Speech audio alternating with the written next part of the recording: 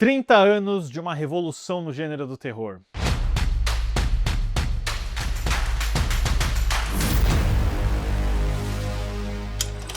Olá, fãs da sétima arte, meu nome é Lucas Nascimento e esse é o Lucas Filmes e, quem diria, estamos prestes a receber um novo filme de Pânico. Ghostface vai voltar, Pânico 7, estreia no final de fevereiro, e aqui no canal eu já cobri o filme 5 e o filme 6, que foram os mais recentes, nenhum deles dirigidos pelo Wes Craven, então, como finalmente vai ter esse novo filme que coincide com o aniversário de 30 anos da franquia, nada mais justo do que um filme de Pânico por semana até a estreia do sétimo filme nos cinemas. Então, a gente volta aqui para onde tudo começou, claro, para falar de Pânico, o filme de 1996, escrito pelo Kevin Williamson, dirigido pelo grande Wes Craven. Mas antes eu vou pedir para você curtir esse vídeo, se inscrever no canal e ativar o sininho para não perder notificação dos próximos vídeos. A minha história com Pânico é um pouco tardia, pessoal. Eu devo admitir para vocês, eu fui uma dessas crianças que assistiu primeiro Todo Mundo em Pânico, que é a paródia Scary Movie. Então a imagem do Ghostface, para mim, por muitos anos, era associada com um filme de comédia, né? Era associada com o azar, ao invés de ser aquele assassino misterioso e amedrontador que ficou muito popular nos anos 90. Então, quando eu finalmente assisti Pânico, eu já tinha aquela bagagem da comédia, mas mesmo assim eu me surpreendi bastante com o resultado, né? Com o que essa história estava querendo dizer. E ela volta naturalmente, não ao Wes Craven, como é atribuído em todas essas listas e grandes contribuições, mas sim ao Kevin Williamson, um roteirista americano que lá, na faixa dos seus 25 anos, estava querendo embarcar em Hollywood, estava querendo ter o Big Break, como eles chamam, e depois de vários roteiros mal sucedidos, de vendas que não levaram a lugar nenhum, ele estava sem dinheiro, ele estava meio desesperado, ele pegou um trabalho aí de cuidar da casa de amigos e durante uma noite específica, ele ficou meio amedrontado quando ele viu um documentário sobre um serial killer que invadiu um campus universitário, que matou muitas pessoas. Chegou a ligar para um amigo dele para eles conversarem sobre filmes de terror, né, baixar um pouco a tensão. Então, o Williamson teve essa ideia do Pânico, né? Ele obviamente é muito inspirado pelo Halloween do John Carpenter de 1978, que é um dos filmes de terror mais influentes da história do cinema. Ele começou a pensar nessa ideia que se manifestou na cena de abertura do filme que a gente conhece hoje, onde um assassino por telefone começa a falar sobre filmes de terror. Ele misturou o medo de um serial killer real com a conversa que ele teve com esse amigo sobre o gênero de terror, e aí acabava nascendo Scary Movie. O filme não se chamava Pânico de início, não era Scream, era Scary Movie, uma sátira ao gênero do terror que ao mesmo tempo funcionava como um slasher aterrorizante. E esse roteiro rapidamente ganhou a atenção de Hollywood, várias produtoras e estúdios queriam esse roteiro que navegou Hollywood, né? Era um roteiro quente, mas quem fez a melhor oferta foi o Bob Weinstein, sim, o irmão do Harvey, que na época estava no comando da Miramax, que tinha um braço de filmes de gênero, a Dimension Films, e eles compram o roteiro do Williamson por $400 mil.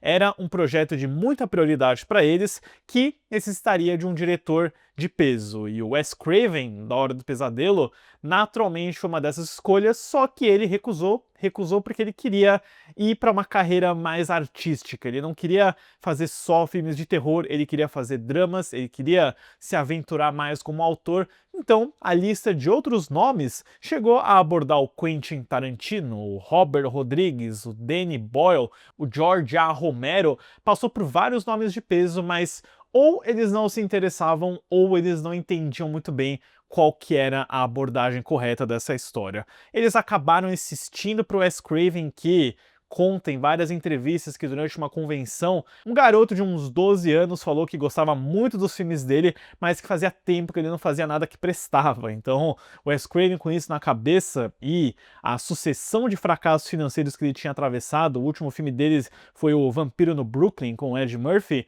pegou o telefone, ligou de volta para a Dimension e disse que se o cargo ainda estivesse disponível, ele aceitaria e faria o Pânico. Ele e o Kevin Williamson têm uma relação muito boa, conversam bastante sobre algumas alterações de roteiro, sobre algumas coisas no final, mas é uma colaboração muito bem sucedida entre os dois. Naturalmente, eles teriam um orçamento de 14 milhões de dólares, onde o Bob Weinstein estaria bem envolvido no processo. Eles já tinham anexado ao elenco a Drew Barrymore, que na época era uma estrela em ascensão muito forte, e o Wes Craven conta que muitas atrizes de sucesso começaram no terror, como a própria Jamie Lee Curtis no Halloween, mas que era muito raro alguém no seu ápice, no seu auge, escolher fazer um filme de terror. Então, eles tinham essa carta de muito sucesso, mas algo acontece que pra mim é revolucionário nesse filme. A Drew Barrymore estava assinada para interpretar Sidney Prescott, que é a protagonista do filme, mas ela mesma tem a ideia de trocar o papel, de não ser a Sidney, mas sim de ser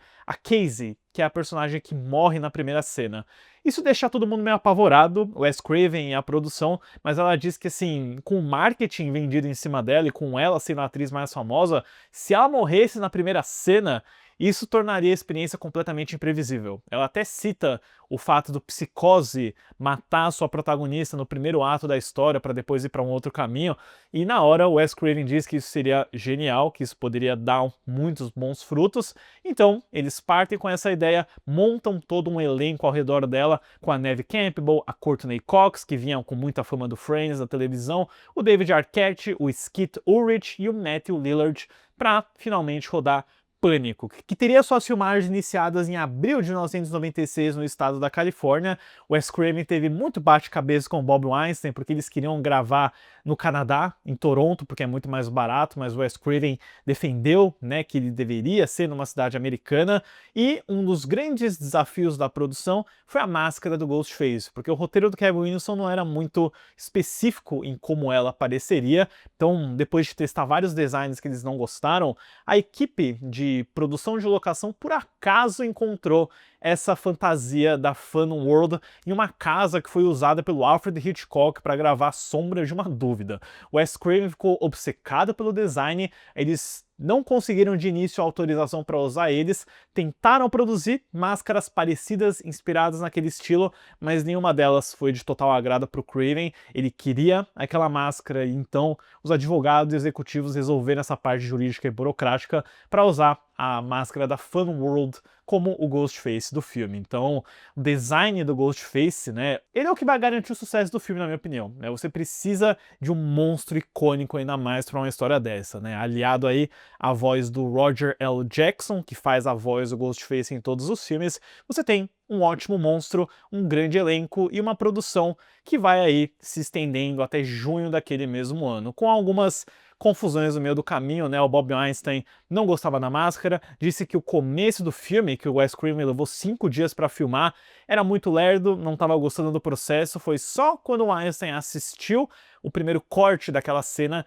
que ele ficou bem mais confiante no visual do Ghostface e na condução do Wes Craven. As filmagens, né, culminam na famosa cena 118, vários documentários falam sobre isso, que é todo aquele clímax do filme, né, cerca de 40 minutos da festa na casa do Stu, que vai culminando na revelação dos assassinos. Demorou 21 dias para ser filmado, né, praticamente 3 semanas para uma cena só, que a equipe até disse que culminou na produção de camisetas de Eu Sobrevivi à cena 118, teve até a demissão da equipe inteira de fotografia, porque o Wes Craven disse que as imagens estavam vindo fora de foco. Ele chegou até a confrontar o diretor de fotografia, o Mark Ewing, que defendeu o trabalho dele, defendeu a equipe. Isso acabou custando o trabalho dele, já que o Mark Ewing foi demitido, mas ainda assim é o único fotógrafo com nome assinado no filme, a grande maioria das cenas acabou sob a tutela dele. Isso foi uma produção tanto conturbada, mas que ficaria ainda pior quando o corte inicial do Pânico conseguiu uma classificação NC-17, que é o beijo da morte para qualquer exibidor de cinema. Salas de cinema não exibem filmes com NC-17, então o Wes Craven precisou de semanas e semanas de ajuste, reedição e, né, os irmãos Weinstein conversando com a MPA para conseguir aquela classificação R, para menores de 17. Eles conseguiram, com alguns cortes e ajustes aqui e ali, e o Pânico teria essa estratégia de lançamento muito ousada de sair no dia 20 de dezembro, de sair no período natalino. Parecia que ia ser um fracasso, mas o que acabou acontecendo foi um grande sucesso de Pânico nos cinemas e, né, não só falando do sentido financeiro, a forma como ele de fato reinventou o gênero de slasher nos anos 2000 através da metalinguagem, da sátira e também de uma modernização do que esse tipo de filme poderia ser. A história do filme acompanha Sidney Prescott, vivida por Neve Campbell, que passa a ser atormentada por um violento serial killer que a atormenta com perguntas sobre filmes de terror. Enquanto soluciona um mistério de seu passado, precisa descobrir qual de seus amigos está por trás da máscara de Ghostface. É o clássico Quem que Foi? Who Done It? Filme de Agatha Christie ou até Scooby-Doo, que é uma referência muito jogada para esse primeiro Pânico. Eu adoro essa ideia, eu gosto de como o roteiro do Kevin Williamson, pela primeira vez, talvez, coloca personagens que já assistiram outros filmes de terror. O grande charme e revolução que o Pânico traz é o fato de que essas figuras viram o Jason, viram o Freddy Krueger e o Michael Myers, então eles têm consciência da fórmula, dos clichês e das regras de como um filme de terror funciona. Daí entra o clássico personagem do Randy, vivido pelo Jamie Kennedy, que trabalha numa locadora, tem todo aquele discurso sobre como você não pode fazer sexo, você não pode falar que você já volta. Então isso é divertido. Hoje é uma coisa um tanto datada e batida, porque a gente já viu muito metalinguagem e autoindulgência, mas eu imagino, em 1996, você vê um filme desse, né, ainda mais naquele tipo de cinema pós-Quentin Tarantino, que tem diálogos que comentam a própria arte em si, isso é muito legal, isso é muito dinâmico, garante personagens que são bem interpretados. Eu gosto da Neve Campbell, eu gosto do David Arquette como o policial Dewey, da Courtney Cox como a repórter Gail, mas todo aquele grupo de amigos, né, tem a Rose McGowan, tem o Matthew Lillard, o Skeet Ulrich, eles são figuras que parecem arquétipos, né? Eles não parecem de fato pessoas reais, porque o diálogo tende a ser um tanto artificial, mas que é, ao mesmo tempo, uma espécie de humanidade, porque você consegue se identificar com um personagem que já assistiu um filme. Então, é um arquétipo realista, por assim dizer, que garante bons momentos, passagens carismáticas, apesar de eu achar que o Skeet Ulrich, que faz o namorado da Neve Campbell, é uma figura tão artificial, né? Tá escrito na cara dele que ele é culpado, mas aí o filme vai tomando algumas liberdades interessantes. Obviamente, spoilers aqui, né? A gente sabe que o Billy Loomis e o Stu, interpretado pelo Matthew Lillard, são os dois assassinos de Ghostface, e é uma twist muito legal também, né? Porque você normalmente está acostumado a ter uma pessoa como vilão, aqui você tem duas. Então isso permite que o roteiro brinque com essas possibilidades, como por exemplo, o Billy Loomis ele é preso numa porção do filme, mas o Ghostface segue atacando e perseguindo as pessoas. Então, como é que pode ser o Billy Loomis, né? Eu acho que isso é muito bem resolvido pelo texto e, claro, a direção do Wes Craven. A gente já viu tantas essays e análises daquela cena de abertura, mas ela realmente funciona muito bem. A Drew Barrymore vende aquela cena completamente, a forma como a situação vai escalonando, né? A menina em casa sozinha, atende o telefone, tá fazendo pipoca lá no fogão, e aí aquela chamada vai ficando um pouco mais ameaçadora, começa com flerte, mas aí é literalmente uma corrida pela própria vida.